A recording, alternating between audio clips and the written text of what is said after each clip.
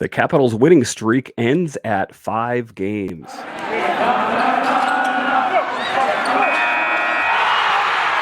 Your Locked On Capitals, your daily podcast on the Washington Capitals. Part of the Locked On Podcast Network, your team every day.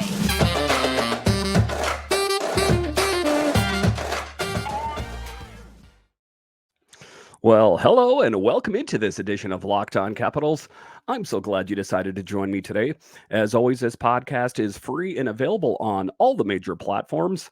And I want to thank you for making this your first listen or view of the day. Yes, this podcast is also available in video form, so head on over to YouTube and check it out. And when you're on YouTube, make sure and hit that subscribe button. And if you like the videos, give it a thumbs up or leave some comments. It really helps grow the channel. My name is Dan Holme. You can find me on Twitter. It's at DanCaps218. You can find the show on Twitter. It's at Locked On Caps. So in this edition, we will talk about how the Capitals' winning streak ended at 5 games. Capitals were hoping to make it 6, but they came up against the Dallas Stars and they threw the brick wall in their face, and the Capitals couldn't get past it. So they hope to get back into the win column tonight, Saturday, as they take on the Toronto Maple Leafs, and they'll have to do it against their former netminder, Ilya Samsonov. Then later in the show, we will talk about the myriad of injuries facing this Capitals team, but the road to recovery is coming a lot sooner than a lot of people thought for some players. We'll talk about that in the show. And then in the later part of the show, we will talk about the Capitals as they prepare to take on the Toronto Maple Leafs. But just to get it going here, the Capitals do, in fact, fall to the Dallas Stars. And, we were hoping for a big victory, but not just a victory.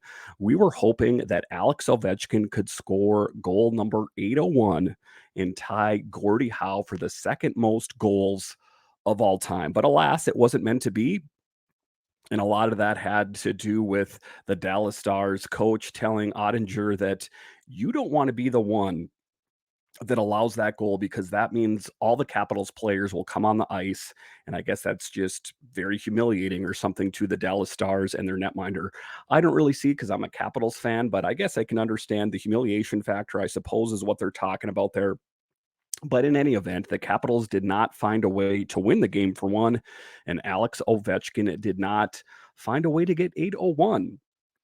And Connor Sheary was the only one that was able to find the back of the net.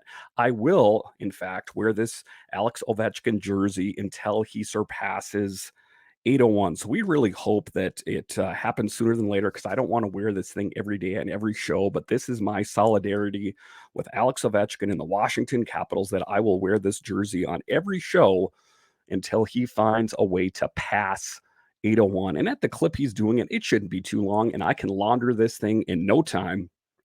But just to get it going here, it wasn't the game that we were hoping for. It was kind of a slow game for the most part to watch it.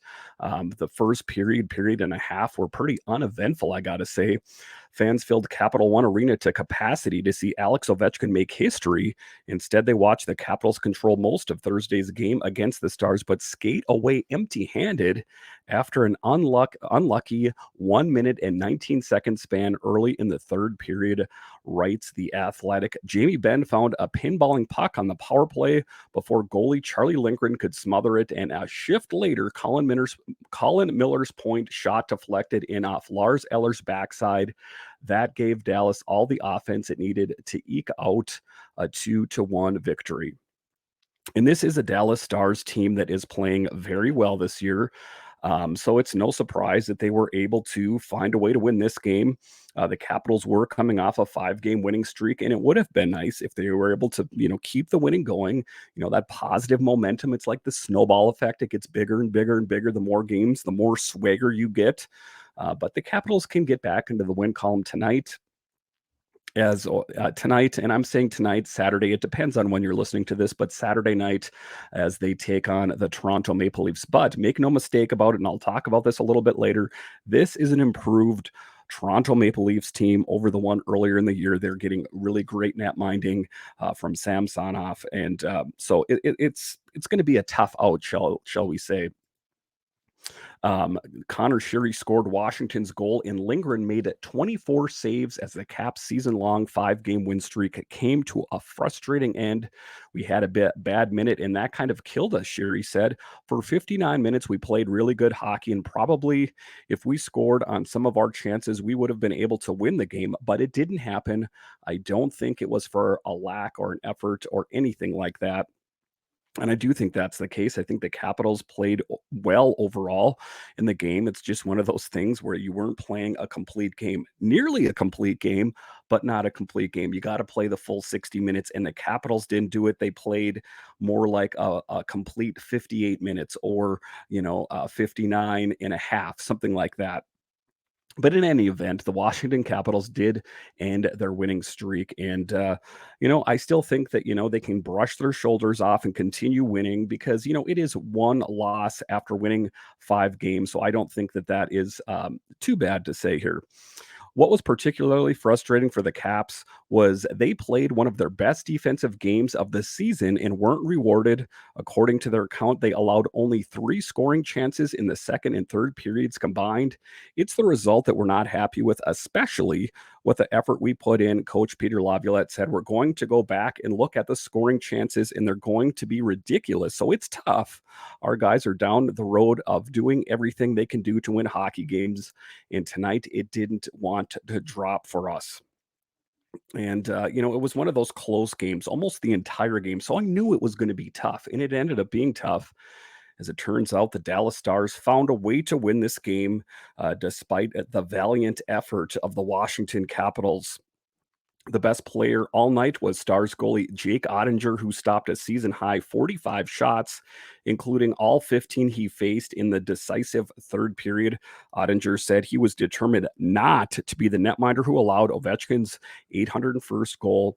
Pete said before these next 2 goals that he's going to score, the whole team's going to come off the bench. So obviously, I don't want that to happen, Ottinger said, referring to Dallas coach Pete DeBoer. Not against us. He can do that stuff another night. And hey, listen, Jake Ottinger, listen here, man. I understand that you are the goalie of the Dallas Stars, but if you could be linked in any way to the noteworthiness status of this, if you could be on the ice when he ties Gordie Howe or he surpasses him, listen here, that would be a good thing on your resume. And I know that it's a disparaging thing to say about you, but for you to be linked with a historical moment like that, despite what it meant, I think it's a bit short-sighted on Ottinger's point of view there. Indeed, Ottinger stole the spotlight on an evening that was supposed to be all about Ovechkin, who had scored 7 goals in the previous 4 games and needs just one more to tie Gordie Howe for second all time. Ovechkin's brother Mikhail, wife Natasha, and young son Sergei and Ilya were in attendance at the first television timeout. The Caps loaded Ovechkin with a video tribute for scoring 798, 799, and 800 on Tuesday in Chicago. Fans gave him a standing ovation, and he acknowledged them with a wave from the bench. So, it's one of those moments out there that, he was able to get 800 in Chicago. Ultimately, it would have been nice if he was able to get it in Washington. But at the end of the day, he's chipping away at the milestones one after the other, and in time, he will find a way to surpass Gordie Howe, and then he can kind of relax a little bit. I think that's the biggest thing for Alex Ovechkin, is just to kind of get this off of his mind, because even in the post-game press conferences, he talks about it. He's like, okay, guys, just slow down a little bit. This is putting a lot of pressure on me. Ovechkin finished with 5 shots on net, including 1 chance from in tight in the opening minutes and another one in the third. Ottinger stood his ground. He's a big goalie, moves well, doesn't give up many rebounds. Sherry said he played well. Credit to him. So just, again, it wasn't what the Capitals were looking for. They wanted to find a way to win the game, and they weren't able to do it, but it's on to the next one. And what is the next one? It is the Toronto Maple Leafs, who are in first place, or second place rather, in the Atlantic. So they hope that they're able to continue in their winning ways, because you don't want to end up sliding down the standings here, and that would be most unfortunate for the Capitals going forward here. All right, so after the break here, we are going to talk about the injuries facing this Capitals team and some of the players that are on their road to recovery and might be back sooner than you think. We'll talk about that next.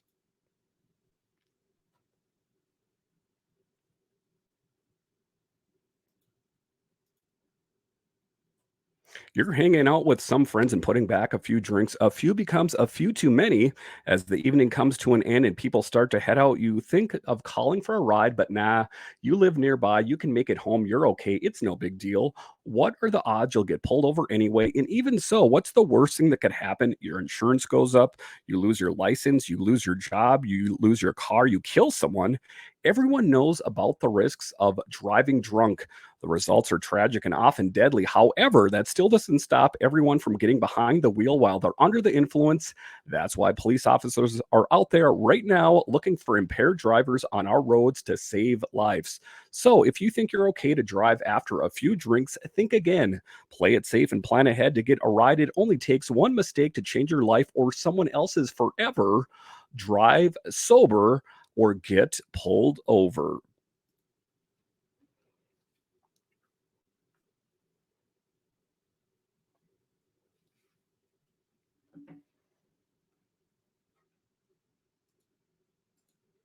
Thank you for making Locked On Capitals your first listen today. For your second listen today, check out the Locked On Sports Today podcast. From the games that matter the most to the biggest stories in sports, go beyond the scoreboard and behind the scenes with local experts and insights only Locked On can provide. Locked On Sports Today, available on the Odyssey app, YouTube, and wherever you get your podcasts. All right, welcome back into this edition of Locked On Capitals, where it's your team every day. In this episode, we are talking about the Capitals as they fell to the Dallas Stars. But in this next segment here, we're going to talk about the road to recovery for some players on the team, most notably Faravari, who was one of the more recent injuries to this team, and Darcy Kemper. When will we see them back? Martin Faravari has been getting work in on his own in the mornings, but has yet to join the team for a skate. The Slovak has missed the last 6 games after suffering an upper body injury against the Calgary Flames back on December 3rd, when he took a hard hit from Milan Lucic along the boards and appeared to hurt his arm. And if you can recollect back to that game, that was the game that he was kind of fighting for the puck, and Milan Lucic does what he does best, and he just smashed him against the boards. And subsequently, Martin Faravari got injured. I'm not going to say it's a dirty play because ultimately it wasn't. I just think it was kind of an inopportune injury, like most of them are. But in any event, he is working his way back. He's working his way back into this. Head coach Peter Laviolette said he's on the ice. He's progressing. Meanwhile, Darcy Kemper has continued skating and it was on the ice again Friday after getting work in. He has missed the last 6 games as well after taking an elbow to the head from Tyler Toffoli back on December 3rd in Calgary. It's a good sign that there are no restrictions on the 32-year-old netminder, but he isn't ready to draw back in the lineup yet, writes Washington Hockey Now. My big thing about all this is the outstanding play of Charlie Lindgren. I know what it is. I know that Darcy Kemper is the number 1 netminder on the team. I get all of that. But are you really going to get hung up on that and bench Charlie Lindgren, who has done a great job? He has only lost 1 game since taking over for Darcy Kemper after his injury. I think that would be a tough thing to try to tell Charlie Lindgren that, hey, good job, kid, but go ahead and sit on the bench because it's Darcy's job. He's our number 1. Talk about getting hung up on something kind of ridiculous. If you ask me, my coaching style, if I was a coach, would be to go with the hot hand. And it's, as far as I'm concerned, as a Capitals fan, is that job is Charlie Lindgren's until he falters, until he fails. Otherwise, I think it's just foolish to get hung up on titles that Darcy's our number 1. And, I know everyone's going to come at me on Twitter and YouTube and say, well, do you know how much we paid Darcy Kemper and all, his pedigree winning and yada, yada, yada. I get all that. Don't get me wrong. But, Charlie Lindgren, he was the first star of the week. What was it, last week in all of the NHL, not just the Capitals. So, that is a ringing endorsement from the NHL to say job well done. So for me, as far as I'm concerned, I think that Charlie Lindgren should be the number 1 netminder even after Darcy comes back until he proves that he's not up for the challenge, because how do you take away that job from a guy that has done nothing but win games except for one game so far? It would be just, I wouldn't want to be the one that has to tell Charlie that. From what I've talked about to the staff, he's not been cleared yet for games, Laviolette said. And so he's in practice like this, and this is a full go out here. There's no restrictions for him. I think he's day to day. I think he's close, but I have not heard anything yet. And sometimes I've heard people say, well, the coach doesn't know. He's the head coach. This has to go through team doctors and trainers first, and they have to give their endorsement that he's good to go. It's not Peter Laviolette's job at the end of the day. I mean, they'll say that he's good to go, and then it's up to Peter Laviolette what he wants to do with him, but he cannot bring someone off the injured list. So, he is progressing, and nothing disparaging to say about Darcy Kemper. I think he has done a good job. However, my main point there is I think you would have a hard time pulling Charlie Lindgren out, considering how he's played. Meanwhile, Nicholas Backstrom and Tom Wilson have continued skating in non-contact jerseys, and Beck Mallenstein, who underwent hand surgery after breaking his finger on November 1st against the Vegas Golden Knights, is also out skating sporting a non-contact jersey. There aren't any timetables for the three yet, though there's progress with them on ice. And the big one for me is Nick Backstrom. I am very surprised to see Nicholas Backstrom at this point, even on the ice, considering the procedure that he had done. The book on that is you're lucky to come back ever. So I thought, in my assessment, based on everything that I'd heard and read, is that the Capitals would be lucky to have him back by the end of the season. I thought it would be either the end of the season or the beginning of next season. But for him to be on his road to recovery now, again, I got to say I'm very surprised, but surprised in a good way. I hope that the Caps do get Nick Backstrom in a hurry when he's ready, and also Tom Wilson. I still stand by that. The biggest player of impact at this point, absent from the lineup, is Tom Wilson. What he brings to the table, his physical game, his goal scoring, his leadership. The Capitals will be much improved, kind of similar to the same way that the Caps were much improved when TJ Oshie came back. And I think that will be a bit the same there. Alex Alexiev, who has been out since taking an elbow to the head on December 9th against the Seattle Kraken, has not skated, but he has been around the facility. So that's the latest on those players there. And that's kind of the sorry thing about Alex Alexiev. For me, is that he sustained that major injury last season. He missed a good chunk of last season, and he finally came back, and now he's injured again. So talk about some poor luck for Alex Alexiev. We hope that he can come back in a hurry. And I don't know if there's going to be a spot for him, considering that Orlov came back, and once Martin Feravari comes back in there, where is Alex Alexiev going to fit in there? That's the big question. Same goes for Lucas Johansson and all that. These players are waiting for their opportunity, but at this point, that's what they're going to have to do, is wait, because once Martin Feravari comes back and that kind of thing, the same goes for Beck Mallenstein. Where is Beck Mallenstein going to fit in when he comes back? I'm not entirely sure who's going to come out of the lineup so he can go in. It's kind of a tough thing considering Alexi Protas and how he has been playing as of late. All right, so after the break here, we will continue to talk about the Capitals, the progress, how Backstrom is ramping up, and we'll talk about the game coming up next against the Toronto Maple Leafs. It is going to be a tough game, make no mistake about it, as the Caps are facing their former netminder, Ilya Samsonov. We'll talk about that next.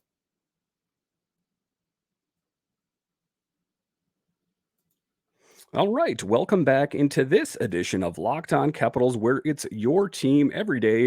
In this episode, we are talking about the injured players and what is their timeline. The biggest thing for Nick Backstrom, we talked about him a little bit more in the previous segment, is just, the impact of Backstrom on this team. And what's one of the biggest impacts of Backstrom on this team is he has been linked to assisting more goals with Alex Ovechkin on this team than anyone else. So to have him back out on the ice and just his great playmaking ability is kind of something that you can't quantify. So to have him out there, I know that he's most likely not going to play with Alex Ovechkin, as it's often been Kuznetsov or Dylan Strome or whatever the case may be. I guess it remains to be seen where Dylan Strome fits into the Capitals' plans after Nick Backstrom comes back. I know that Strome can play wing, but it's going to be interesting, suffices to say. So just taking a look at it, there were a lot of people talking about Nick Backstrom, and they were upset that he was out. And what does this mean for the Capitals team in hockey, hockey, hockey, hockey? Well, the big thing about it too is that he is a person at the end of the day, and he has a life outside of hockey. He has kids at home, and one of the things that he said was that I had to do this. I had to get this procedure done because I couldn't tie my shoes. I couldn't play with my kids. And that's why he ultimately ended up doing it. Backstrom was limited to just 47 games last year due to his lingering hip issues, and he had 31 points in that span when he came back. He felt good for a couple of games, but admitted that the hip had started to grind down shortly after his return. Ultimately, the pain was intolerable, and it got to the point where Backstrom elected to undergo hip resurfacing surgery, a major procedure that has ended some pro careers. I think I tried everything else to make it better, he explained, but at the same time, this kind of like the last resort, unproven technology for sports, I just think that's the biggest thing. But I had to do it because I had no other choice. It's either that or I'll skate on one leg. It was a life changer for me in my daily life. Backstrom said, just to pick up socks, tie my shoes, stuff like that, and play with the kids. I couldn't really do that either. It helped me a lot functionally, and I'm happy about that part. I'm feeling great. Now it's just the next step is to get back on the ice. And that's the biggest thing. We are hoping for a speedy recovery for him and Tom Wilson. All right, so the Capitals do end up taking on the Toronto Maple Leafs on Saturday night, and it is going to be a tough out, as they say. And why am I saying that? The Toronto Maple Leafs, who have struggled and kind of had a hot and cold season, are playing hot right now as they've won a bunch of games. They lost their last game against the Rangers, but this is a different team. This is a team that has better net mining and Samsonov and Murray. And I know that was kind of the joke around the NHL to start the season, is the poor tandem up in Toronto. And if you know anything about Toronto sports, hockey in particular, it is a pressure cooker. You take that, and just it's not even just hockey. If you look at how poorly the Toronto Raptors are playing right now, and just kind of the upheaval over that as well, it's a city that loves their sports, suffices to say. But I would say above and beyond any other sport in Toronto, the Toronto Maple Leafs are the greatest in the fans out there. They love their team more than anyone. And Canadians love their teams. I mean, even a team that isn't playing well, you take a look at the Canucks, they still sell a lot of tickets every night. But in any event, this is the Capitals team that is taking on the beloved Toronto Maple Leafs. The Canadians love their Maple Leafs, and they have reason to do it, as they are playing very well this year. Their one Achilles heel is always when they make it to the playoffs. They can find a way to make it to the playoffs, and then they fall flat on their face. And, it's a bit of an interesting thing. It's an all-star team out on the ice. Austin Matthews and Mitch Marner and just a bunch of great players out there. Why they can never find a way to make a big push has always been their net minding, if you ask me. But as of right now, as I'm recording this on Friday evening, that is changing, as Ilya Samsonov and Murray are actually playing good as of right now. Are they going to be able to continue to play well at the end of the season or in the postseason?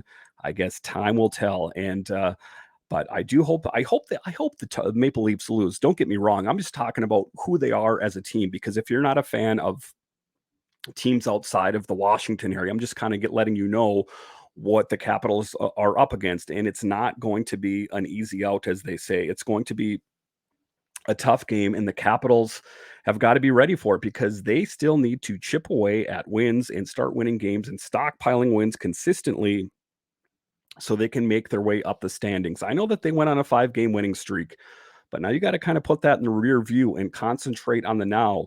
That loss was almost kind of like a reset. If you have an odometer and it keeps turning and then all of someone pushes and it resets, that's what happened to the Capitals. The odometer was turning, it got to 5, and someone pushed the button, and it's all back to zeros again.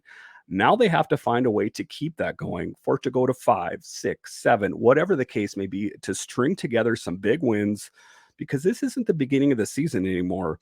The Capitals, they still have a decent amount of runway in front of them that they could make, a big move and a big push, but they can't squander too much time.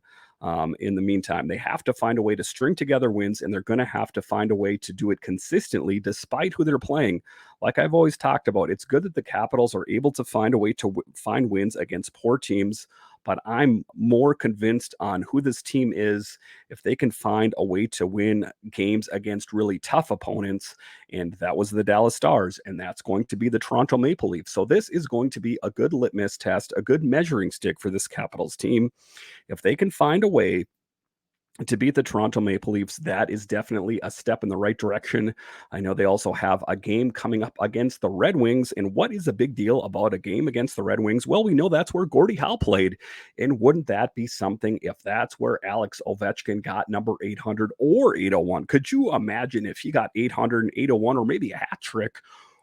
The hockey world and Capitals world would blow up. So I know that that's just a lot of posturing and it's kind of just some silly thoughts there, but it would be kind of, significant in the fact if he was able to do it against the Red Wings or if he was able to do it against one of his former netminders in Ilya Samsonov. In any event, it is going to be an interesting game. It's going to be an interesting couple of games, and I'm looking forward to watching them.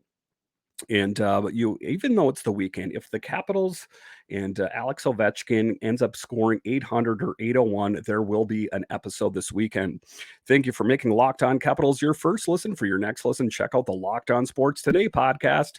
The biggest stories of the day, plus instant reactions, big game recaps, and the take of the day. Available on the Odyssey app, YouTube, and wherever you get your podcasts. So, once again, thank you for joining me on this edition of Locked On Capitals, where it's your team every day. My name is Dan Holme, and I'll talk to you again next time.